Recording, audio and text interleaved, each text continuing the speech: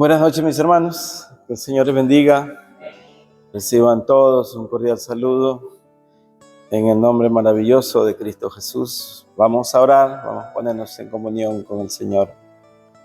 Padre amado, Señor Dios Todopoderoso, te damos gracias por este día. Gracias, Señor, por el privilegio que tenemos de estar dentro de tu casa, Señor. Oramos en el nombre de Jesús y te rogamos, Padre, que perdones todas nuestras iniquidades, nuestras culpas. Lávanos, Señor, límpianos, quita de nosotros, Señor Padre, toda incredulidad, toda aspereza, todo ego y toda vanagloria que pueda haber en nuestro corazón. Queremos, Señor Padre, que tu Espíritu Santo en esta noche hable a nuestras vidas y a nuestros corazones. Llénanos, Señor, unge nuestra cabeza con aceite y rebosa nuestras copas, Señor Padre. Danos sabiduría y conocimiento tuyo, Señor, para poder seguir adelante, Señor, conforme a los dichos de tu boca. En el nombre de Jesús te damos gracias. Amén. Y abran su Biblia, mis amados hermanos, en el libro de Hebreos, capítulo 1 de Hebreos.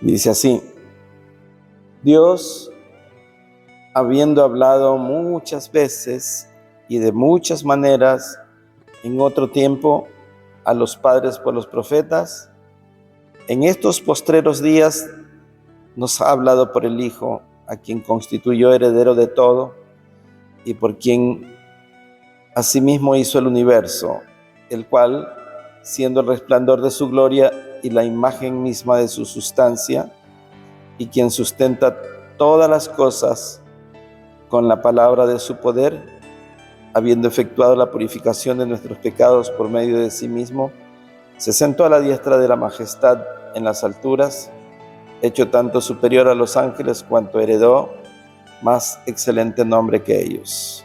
Amén. Pueden sentarse, amados.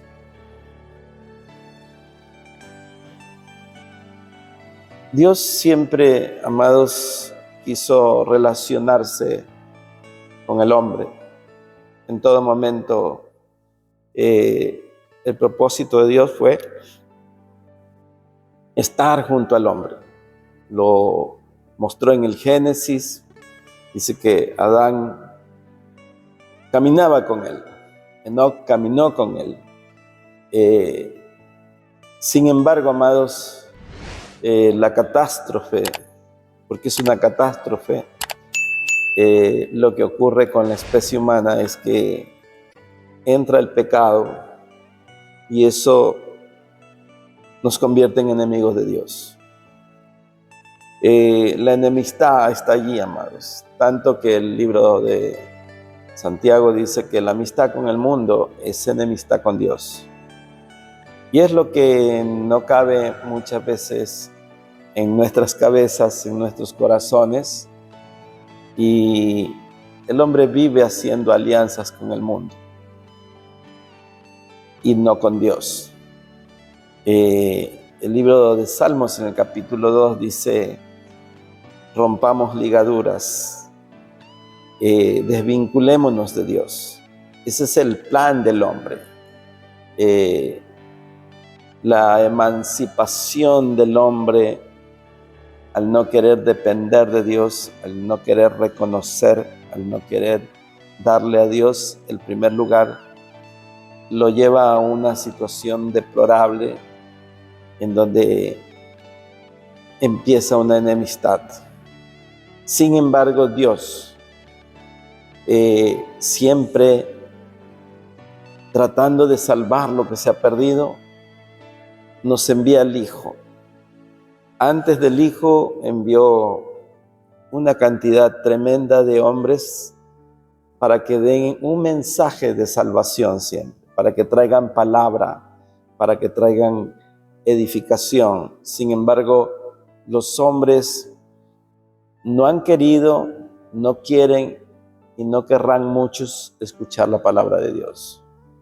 Existe una indiferencia a través de los tiempos, y cuanto más los tiempos se están terminando, el hombre quiere vivir más emancipado, más sin ninguna ligadura, sin ningún nexo que le permita acercarse a Dios.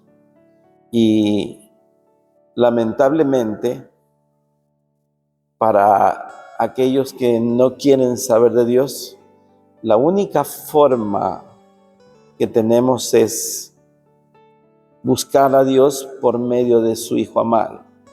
Entonces, este texto que hemos traído en el libro de Hebreos capítulo 1, dice que Dios, habiendo hablado de muchas maneras, por muchas personas, dice, habiendo hablado muchas veces y de muchas maneras en otro tiempo a los padres por los profetas, ahora en estos tiempos nos ha hablado por medio del Hijo. Entonces, no hay nada más fuerte, digámoslo así, más próximo, de mayor significado, el que un padre envía a su hijo como un embajador, como alguien que lleva un mensaje de cordialidad para hacer la amistad con sus enemigos. Imagínese usted, amados, el Dios eterno se humaniza. Esa humanización en la persona de Cristo es algo que los hombres mismos no pueden concebir, debido a que el corazón, amados, el corazón tiene un problema. Cuando el corazón se endurece, la incredulidad cada vez es mayor. Y la Biblia dice que por la maldad de muchos, el corazón de muchos se va a endurecer. Y esto hará que no quieran recibir la palabra de Dios, que no quieran abrir su corazón al conocimiento. Muchas personas se resisten, amados. Se resisten y no quieren escuchar la palabra de Dios. Y la Biblia dice que el que no cree desde ya ha sido condenado. Esto es una sentencia, es determinante. No hay opciones para el que no cree.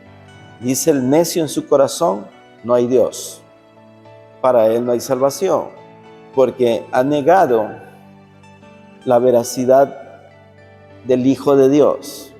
Porque el que no recibe al Hijo, tampoco recibe al que le envió. Y esa es una ofensa tremenda, tratando de ver el propósito de Dios, de que lo único que Dios quiere es acercarse a nosotros. Por eso el Señor Jesús decía, arrepentidos porque el reino de los cielos se ha acercado. Él es el cielo, Él es lo más hermoso de toda la creación, y verdaderamente Él es el Salvador. Y cuando los hombres se resisten a Él, entonces ya no hay más. ¿Quién más podrá venir a salvarnos si Él es el Salvador? No hay otro como Él. No hay otro creador. Él es el único creador. Y como dice el apóstol Pablo, y los hombres le dieron la gloria a cuadrúpedos, animales, y se encendieron entre sí unos con otros, por lo cual los dejó y los abandonó en sus pasiones desordenadas. El hombre prefiere las cosas humanísticas. Estaba leyendo un humanista, dice que lo mejor que se puede hacer en el plano de la educación, sobre todo en los niños, es dejarlos que ellos aprendan solo y que no necesitan ser enseñados, que ellos aprenderán poco a poco. Y realmente la teoría del humanismo es lo peor que pueda pasar, amados. Imagínense un niño sin conceptos, sin aprendiendo como él alcance a aprender, y evidentemente no va a aprender nada positivo. Esa es la parte de los filósofos humanistas que quieren que los niños hagan lo que ellos quisieran, que ellos aprenderán, y evidentemente que pueden aprender de sí mismo, porque en realidad nosotros tenemos que aprender. El Señor Jesús dice esto: aprended de mí, que soy manso y humilde de corazón. Y usted ve, amados, estamos echando al traste la educación de los niños. Si usted no capacita a un niño y no lo ayuda en la edificación de su moral, de la ética, de la cordura, de la ciencia, del conocimiento, ellos crecerán sin ninguna visión, ningún propósito, ningún plan. Y ahí usted tiene una generación que se está engendrando, una generación que podemos decir que es dada a lo electrónico y a lo que es las redes sociales. Y usted vea si es que en las redes sociales habrá algún ejemplo bueno como para que un niño sea educado, capacitado. Las redes sociales son una amenaza constante a la formación educativa, moral y ética de lo que es una persona. Personas adultas se corrompen por el internet. Y esto ha abarcado a todas las latitudes del planeta. Cuando usted ve y se pregunta ¿por qué es www? Esa es las siglas a todo lo ancho, a todo lo largo y a todo lo alto. Eso significa, o sea, la difusión del internet llega a todo el planeta, amados. Hoy llega a todo el planeta. Y esto es porque el enemigo quiere evangelizar negativamente a toda la población del mundo. Los niños son los más vulnerables y los adultos también. Hoy buena parte del día se pierde mirando el internet. Usted va a buscar una cosa y le sale otra y lo distrae. Entonces tenemos que tener un celo por nosotros mismos para no entrar en distracciones profundas que los lleva a cosas que no son productivas. Una de las cosas que yo quiero proponer este año para la iglesia es que portemos la Biblia. ¿Por qué, amados? Porque cuando usted abre la Biblia, tiene la capacidad de ver el versículo que busca y lo que está en el contexto. Y puede abrir y virar la hoja y quedarse allí. Y no le va a salir un anuncio de ningún tipo, solamente el anuncio de la palabra de Dios. Y esto lo volverá cada vez más cimentado en esto. Hoy en la mayoría de las iglesias y la mayoría de los cristianos están dejando de usar la Biblia en la mano. Y casi la mayoría están usando ya el celular para ver las citas bíblicas. Y buena parte lo hace y buena parte no lo hace. Muchos están en internet durante el culto. Y entonces ese es un problema. ¿Hasta qué punto debemos tener señal abierta de internet en la iglesia? Es una cosa que hay que analizarla y, de ser necesario, vamos a tener que bloquearla para que no entre señal, porque es un daño y el enemigo es tan sutil para entrar, amados. Él entra a la casa. Hoy usted ve niños tiernos con un celular. Y yo digo, ¿qué negocio tienen? ¿Para qué necesitan un celular? Creo yo que hemos caído en el plano de la tecnología. Cuando aparecieron las tablets, pensábamos que era muy bueno para que se amplíe el conocimiento del niño, para que el niño se vuelva más inteligente, pero no es verdad.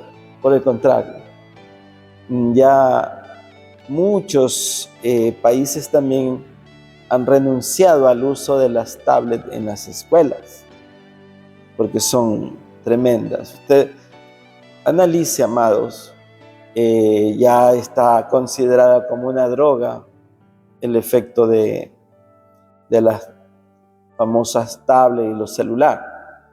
Usted le quita a un niño de 2 años un celular y es peor que le hubiera quitado el biberón. Él va a hacer mucha bulla para que le devuelvan el celular. Pensar que un niño de 2 años ya se distrae con un celular es algo asombroso, pero eso traerá, amados, una dependencia. Cuando llegue a los 5 o 6 años será peor, y cuando llegue a los 12 no podrá vivir sin la tablet. Ojalá fuera con la Biblia, que no puedan vivir sin la Biblia. Sería formidable, pero estamos muy distantes de eso. Entonces, esto nos está inundando y tenemos hoy como resultados preliminares, escúcheme bien, preliminares, que la maldad empieza a subir a picos desbordantes. Estaba viendo las estadísticas y las ciudades, amados, están calificadas por el número de asesinatos que hay. Y nosotros como ciudad somos una de las ciudades, creo que estamos entre el 3º a 5º puesto de las ciudades más violentas. Superamos a las ciudades mexicanas. ¿Y por qué estamos así, amados? Porque evidentemente que la nación entera no tiene la palabra de Dios. La Biblia dice que un pueblo sin la palabra de Dios se desenfrena. Desenfrenar viene de no frenar.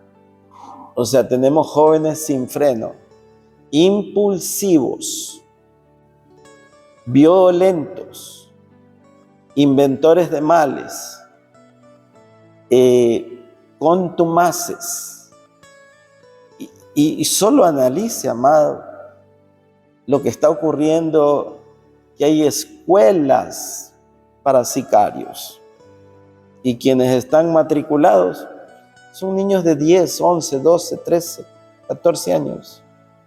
Y ahí hay un semillero de muchachitos que van a salir a las calles a ejercer su control de un arma para robar, para matar, para hacer todo tipo de atraco o ganarse la vida haciendo sicariato. Eso es lo que tenemos. Y esto nos está rodeando a todo el mundo. En todo el mundo. Ustedes ven, amados, hace 3 meses más o menos, un joven menor de edad disparó a un senador colombiano y finalmente murió ya el senador colombiano. Pero fue un joven, un menor de edad, el que lo disparó. Y ustedes vean, las mentes maquiavélicas utilizan a los jóvenes porque supuestamente en ellos las penas y las condenas son menores. Pero esto está haciendo modificar las legislaciones en todo el mundo. Y el porqué es una generación sin la palabra de Dios. Sin la palabra de Dios, hermano. De hecho, que ya estábamos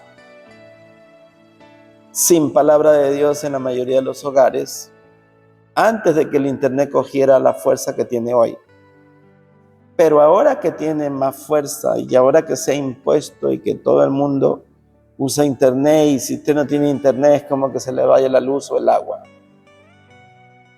Si no tiene internet no puede ver una cuenta bancaria, no puede hacer una transferencia, no puede mandar un mensaje, no puede llamar por teléfono, porque ya el teléfono convencional casi no hay. Todo es por WhatsApp, todo es por Facebook, todo es por Instagram, todo es TikTok. Y esto nos está generando este tipo de situaciones que están lesionando la ética, la moral de nuestra juventud y de nosotros mismos. Eso está en aumento, amados. Por eso les dije, son los resultados preliminares. Estamos en el 2026, empezando el 2026, y esto va a ser exponencial. Para el 2030, si Dios nos presta vida, veremos horrores. Habrán cosas peores y se está incubando todavía. Esto todavía tiene que coger más fuerza y la Biblia lo profetiza. En los postreros tiempos, la maldad se multiplicará.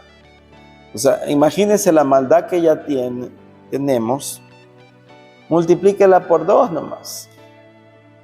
O sea, será el doble. Si ya está que nos asfixia, multiplíquela por 3 o por 4.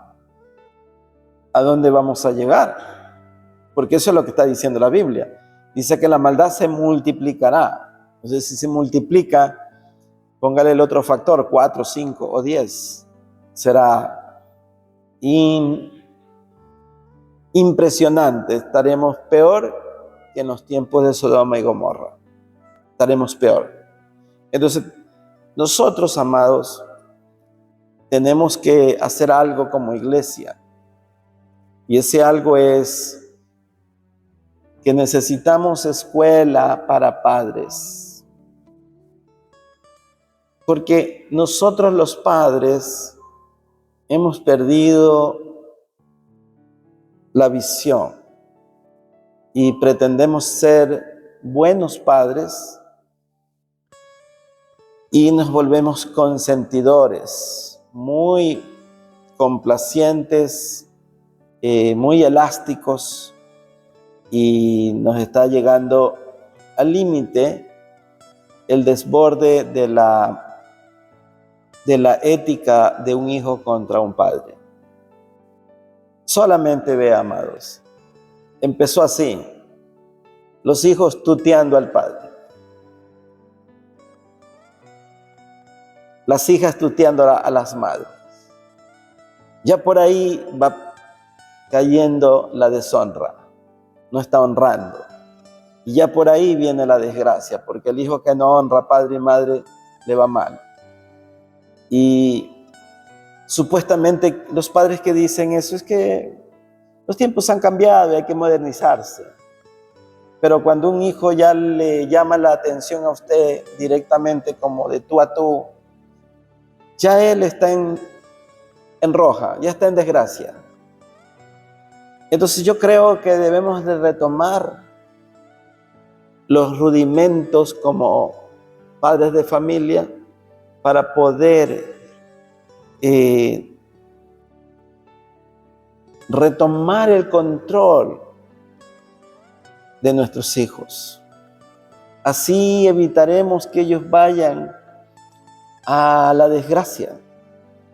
Entonces me he propuesto el último sábado de este mes hacer un taller de escuela para padres sin presencia de niños, para que no haya ninguna restricción y podamos hablar y hacer un taller que nos permita conversar y ver cómo se pueden solucionar muchas cosas a la luz de la palabra de Dios.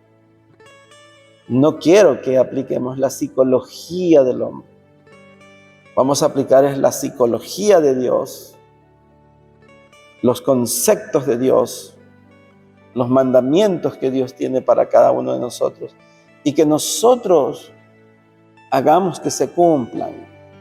Nunca es tarde, siempre hay tiempo para corregir, para enmendar, para hacer que las cosas marchen, amado. Porque de lo contrario, amados, el problema es que la tragedia es para ellos, porque les va a ir mal, simplemente les va a ir mal. Y entonces nosotros tenemos necesariamente que retomar el rol que Dios nos ha dado, la autoridad que Dios nos da como padres de familia, es la que tiene que estar allí, amados. Y eso lo iniciamos desde el comienzo, amados, desde la cuna hasta cuando tenemos un adolescente, y aunque el hijo sea mayor, igual tenemos la misma autoridad para llamar la atención, para reprender, para hacer un llamado que le haga al adolescente, al joven o al adulto recapacitar. Si estamos llenos de la palabra, lo vamos a hacer, amados. Si empezamos y nos proponemos cambiar las cosas, lo vamos a hacer. Vamos a hacer una escuela para padres. Miren, no he escuchado yo que haya escuela para padres. Cuando nos sorprenden los hijos, ya somos padres, pero no hemos ido a la escuela para padres. Y es bueno que tengamos por lo menos una vez al mes o bimensual consejería para padres, amado, para que después no estemos llorando desconsoladamente porque no hemos hecho lo que teníamos que haber hecho. Porque cuando usted dice, este niño es malcriado, hay que preguntar quién lo crió, pues, ¿no? Si es malcriado, y si usted lo crió, usted lo malcrió.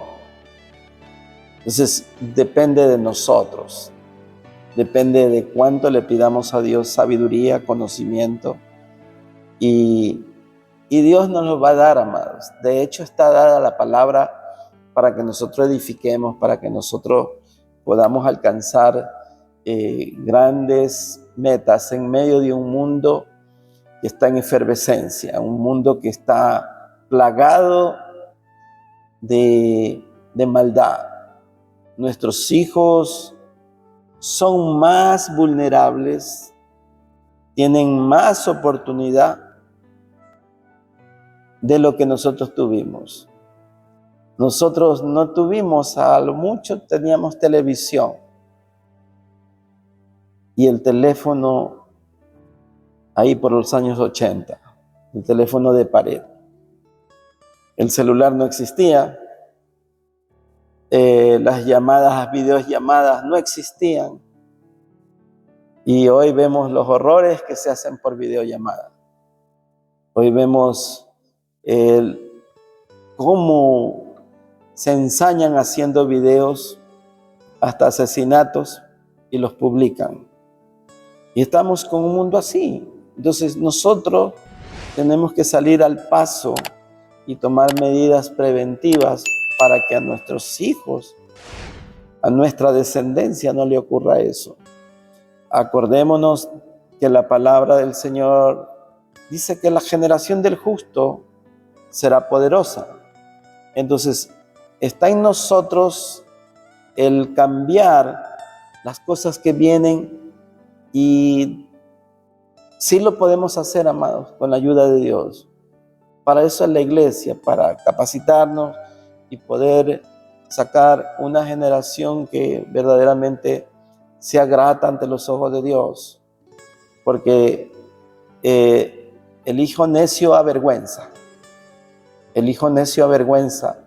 Y cuando nosotros detenemos la disciplina, entonces también seremos avergonzados, dice la Biblia.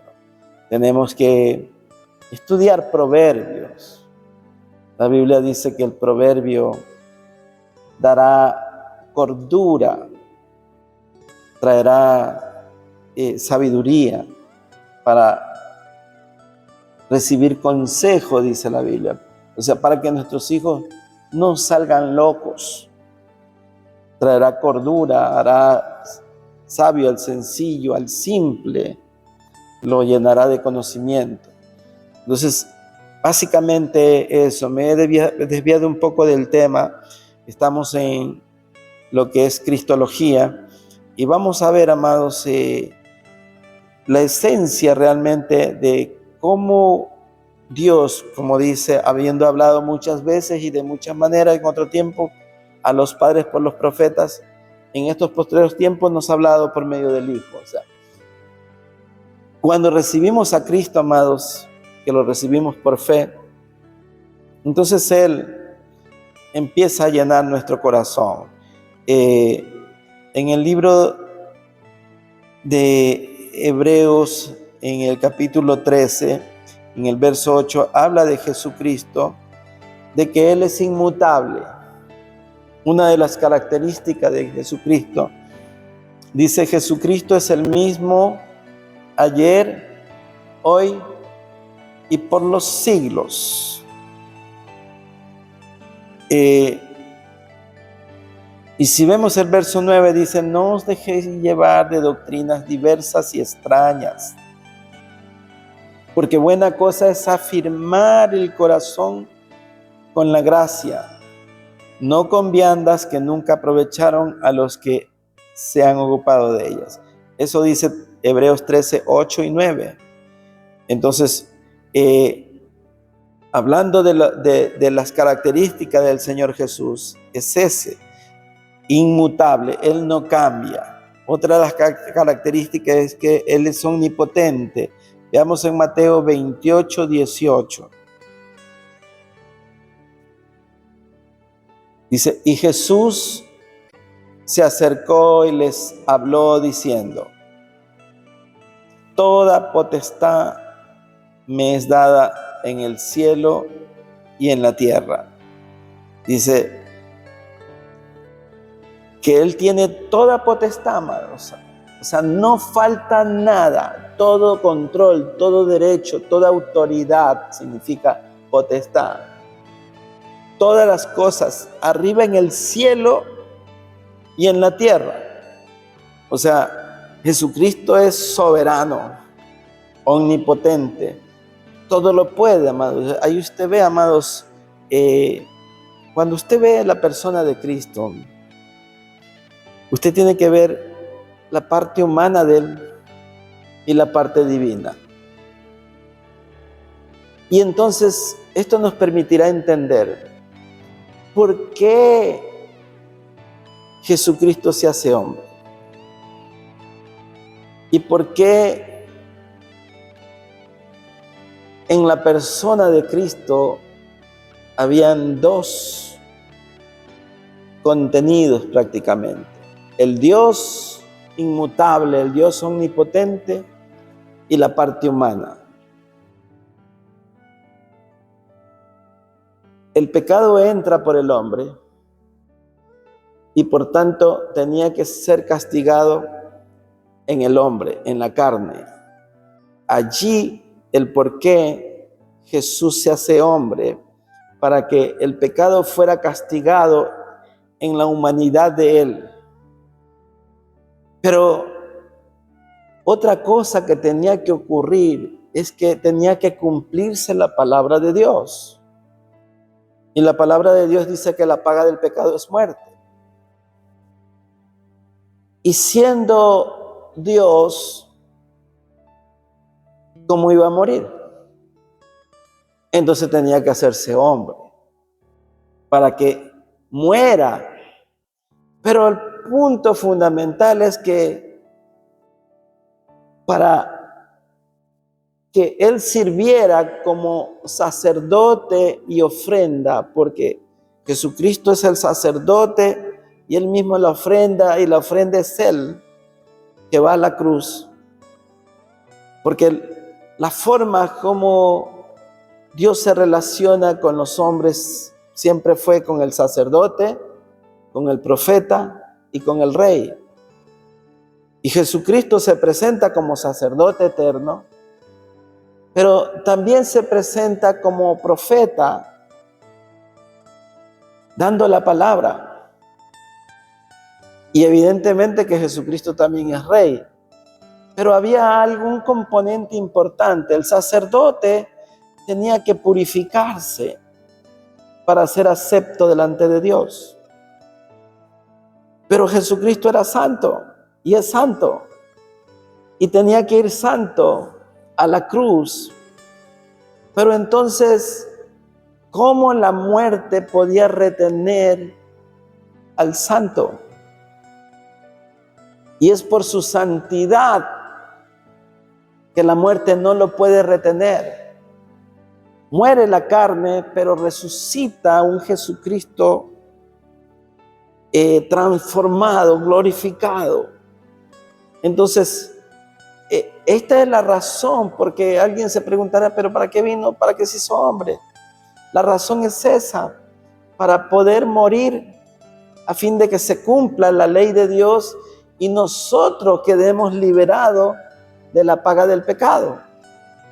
Nosotros teníamos que pagar esa condena eterna y Jesucristo la paga en la cruz y muere por nosotros. Al morir por nosotros, amado, ya no somos culpables, somos declarados inocentes. Y esto es algo importante, amados, porque de otra forma no podía Él salvarnos. Y vemos lo glorioso de Dios, porque al ser santo y puro y ser Dios mismo, la muerte no lo podía retener. Los lazos de la muerte no pudieron retener y Jesucristo se levanta, amados, para gloria del Dios Padre. Y aquí vemos lo maravilloso, amados, que se levanta y ejerce un ministerio de intercesión permanente, porque Él está a la diestra del Padre intercediendo por nosotros. Entonces, de forma permanente, Él está intercediendo y es como si viéramos y Él le dijera al Padre, esta sangre derramé por Él, por Él, por Él, por Él, por Él, por Él, por todos. Entonces la sangre de Cristo no se devalúa, tiene el valor que tiene que tener ante los ojos del Padre. ¿Para qué? Para que la misericordia se derrame a favor de nosotros, porque Cristo la paga allí. Entonces vemos que eso lo hace omnipotente y todo lo sabe Él, amados. Vayamos a Colosenses 2:3. Dice, en quien están escondidos todos los tesoros de la sabiduría y del conocimiento. O sea, todas las cosas, amados, están allí puestas en el conocimiento de Él. Todos los tesoros de la sabiduría le pertenecen a Cristo y todo el conocimiento es de Él. Entonces vemos esto tan importante y Pablo dice, y esto lo digo para que nadie nos engañe con palabras persuasivas. O sea, no hay más, amados. Él es todo. Entonces, esto nos lleva a entender muchas cosas, ¿no? Las dos naturalezas de Jesucristo, la naturaleza humana y la naturaleza divina, tenían una razón de ser. Y tenía que Él nacer porque estaba profetizado que nacería de una virgen. El profeta Miqueas dice, el profeta Isaías lo dice, que nacerá de una virgen. Y el ángel Gabriel anuncia a la Virgen María que el Espíritu Santo pondría su sombra sobre ella y que de ella nacería un Salvador. Entonces, no es hijo de José, es el Espíritu Santo que lo pone en el vientre de María. Entonces, se cumple la profecía que nacería de una virgen y allí está la parte humana, porque tenía que hacerse hombre para que Él pueda llevar todos nuestros pecados a la cruz. No podía ser de otra manera. No podía ya sacrificarse un carnero, un becerro, un cordero por nosotros. Por eso Juan el Bautista dice, he aquí el Cordero de Dios que quita el pecado del mundo. Son profecías, amados, son palabras que parecerían repetitivas, pero tienen una connotación profunda para nuestra salvación y el conocimiento de nosotros, y que entendamos quién es Cristo Jesús, cómo Él se manifiesta de una manera extraordinaria, amados. Usted ve la parte del Señor Jesús, la parte humana, tuvo hambre, tuvo sed, tuvo dolor, lloró, pero la parte divina de Él, sanando como nunca antes a nadie lo había hecho, todo tipo de enfermedad, expulsando todo demonio, deteniendo el viento, las tormentas, el mar, alimentando multitudes, dándole vida a los muertos. Esa es la parte divina del Señor Jesús. La parte humana estaba allí. Él sentía hambre, tuvo sed. Y sufrió todo tipo de contradicción de pecado y todo tipo de tentación, pero nunca pecó. Porque si hubiera pecado, se hubiera invalidado el propósito para el cual vino. Él fue santo a la cruz, puro, y era un digno representante de nosotros como hombre, haciéndonos ver que en la carne Él, en su humanidad, tuvo dominio propio de todas las tentaciones que el diablo le quiso poner. Entonces vemos que esa es la parte humana del Señor Jesucristo, ¿no? La teología llama la unión hipostática, la parte humana con la parte divina. Hay un concepto que se llama la unión hipostática, o sea, el hombre y el Dios. No un Dios hombre, sino un hombre manifestado en la carne. Un Dios en la carne. O sea, toda la humanidad pura y santa de Jesucristo siendo hombre, amados. Esto es algo que la ciencia no lo acepta y por eso es que hay mucha incredulidad. Pero esto es lo que la palabra de Dios lo dice. En Romanos 9, en el verso 5, amados, hay una exclamación, por decirlo así, del apóstol Pablo, que dice, de quien son los patriarcas y de los cuales, según la carne, vino Cristo, el cual es Dios sobre todas las cosas, bendito por los siglos. Y amén. Entonces, este es el principio fundamental de la personalidad de Cristo. Jesucristo es Dios. ¿Y por qué lo dice así, amados? Porque a través de la historia,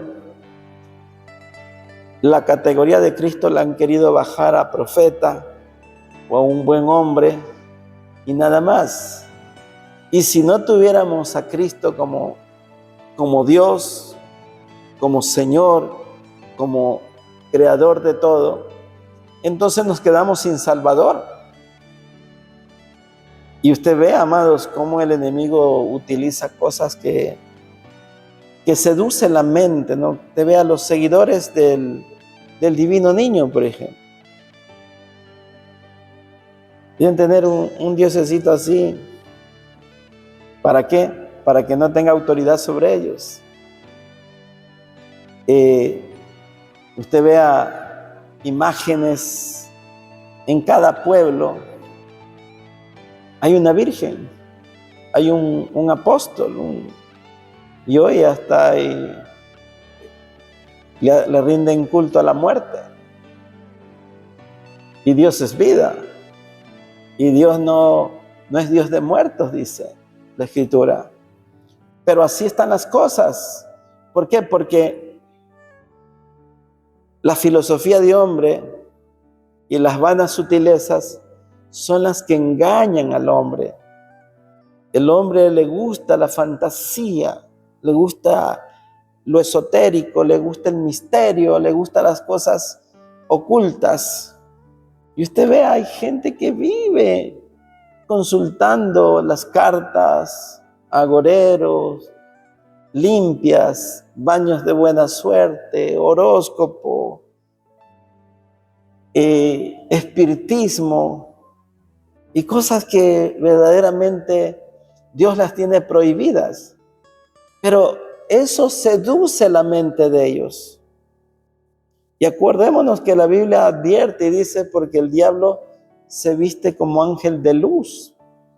Ellos hacen cosas que dice, wow, ¿y cómo supo?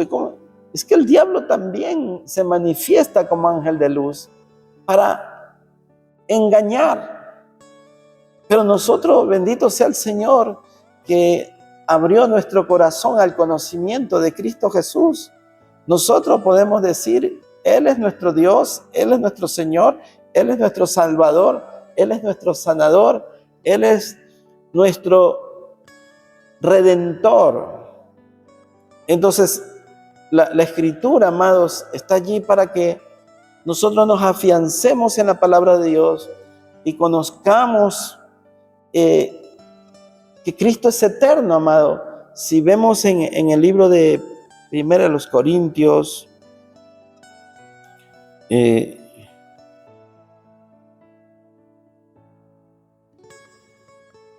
el capítulo 10, en el verso del 1 al 5 dice, el apóstol Pablo advierte y dice, porque no quiero, hermanos, que ignoréis que nuestros padres todos estuvieron bajo la nube y todos pasaron el mar y todos en Moisés fueron bautizados en la nube y en el mar y todos comieron el mismo alimento espiritual y todos bebieron la misma bebida espiritual porque todos bebían de la roca espiritual que los seguía y la roca era Cristo. Entonces Jesucristo es eterno, pues. Estuvo con ellos en el Antiguo Testamento, en el Antiguo Israel, en la travesía que estuvo en el desierto. Y después vemos a Cristo naciendo de María. Pero todos, dice, comieron de esa misma bebida y todos bebieron de la misma, comieron de la misma comida y la bebida y la roca que los seguía era Cristo, amados. Esto nos da a entender el apóstol Pablo que Jesucristo estaba allí siempre, siempre, amado, dándonos toda la cobertura, amados, como hoy el Señor nos ha dado su palabra por medio del Hijo. Usted vea lo que dice Juan 17, verso 5. Allí el Señor Jesús hace una de las oraciones más hermosas que podamos escuchar. Dice, Juan 17, 5, dice, ahora pues, Padre, glorifícame tú al lado tuyo, con aquella gloria que tuve contigo antes que el mundo fuese. He manifestado tu nombre a los hombres que del mundo me diste. Tuyos eran y me los diste y han guardado tu palabra. Entonces vemos que Él está haciendo alusión a la gloria que tuvo con el Padre antes que el mundo fuese. O sea, siempre estuvo con el Padre. O sea, esa comunión del Padre, del Hijo y del Espíritu Santo es antes de todo. Si nos volvemos al Evangelio de Juan, el capítulo 1, usted puede ver con facilidad lo que dice aquí en el verso 3, en el verso 1, 2 y 3. Juan 1, 1 dice, en el principio era el Verbo, y el Verbo era con Dios, y el Verbo era Dios. Este era en el principio con Dios. Y mire cómo dice, todas las cosas por Él fueron hechas, y sin Él nada de lo hecho ha sido hecho. Y fue hecho. En Él estaba la vida, y la vida era la luz de los hombres. Esto nos da a entender, amados, que Jesucristo es creador de todo, de todo. Todas las cosas fueron hechas por Él. Y cuando usted ve en el Génesis, Dios dice, hagamos al hombre a imagen y semejanza, a nuestra imagen y semejanza. ¿Con quién estaba hablando? Estaba hablando con el Hijo, estaba hablando con el Espíritu Santo. Cuando usted ve Génesis 1, dice, y el Espíritu de Dios se movía sobre la faz de las aguas. Pero para que no nos quede más dudas, vayamos a Colosenses 1:15. Dice aquí, está hablando de Jesucristo, y dice, Él es, Colosenses 1:15, Él es la imagen del Dios invisible, el primogénito de toda creación, porque en Él fueron creadas todas las cosas, las que hay en los cielos y las que hay en la tierra, visibles e invisibles, sean tronos, sean dominios, sean principados, sean potestades. Todo fue creado por medio de Él y para Él, y Él es antes de todas las cosas, y todas las cosas en Él subsisten. O sea, está una explicación muy detallada de quién es el creador de todo, y habla de todas las cosas, ¿no?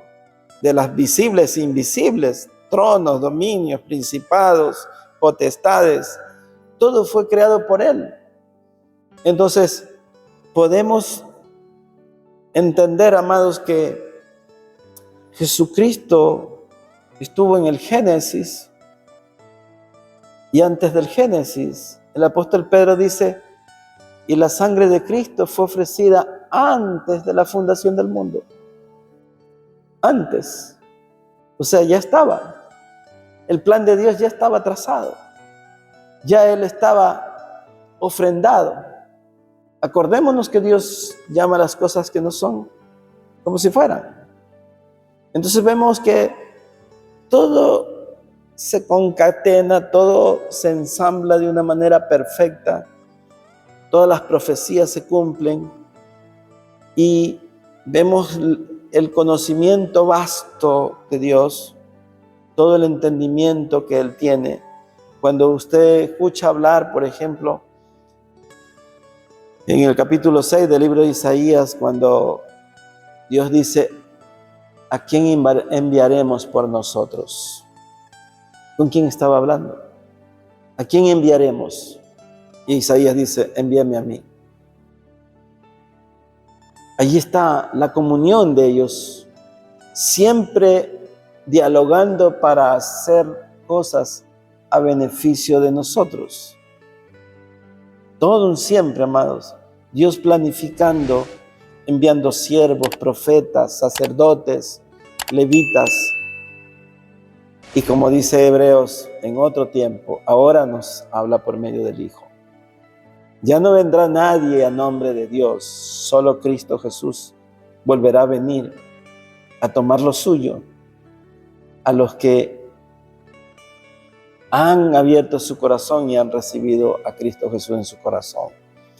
Amén, hermanos. Vamos a dejar allí, vamos a orar, vamos a pedir al Señor que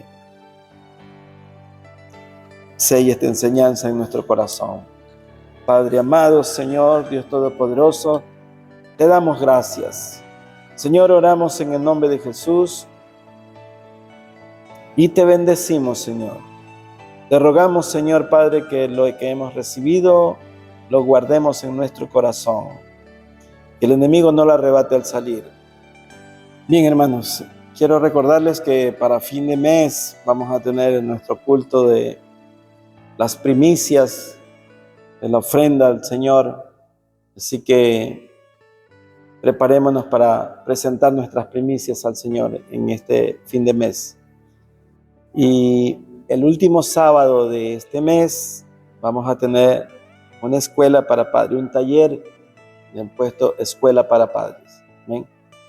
Vamos a hacerlo después del culto de oración. El culto de oración termina a las 7, a las 7:30 estamos empezando hasta las 9 probablemente. Es solo para mayores, solo papá y mamá, para que podamos recibir. Traiga la Biblia, traiga cuaderno.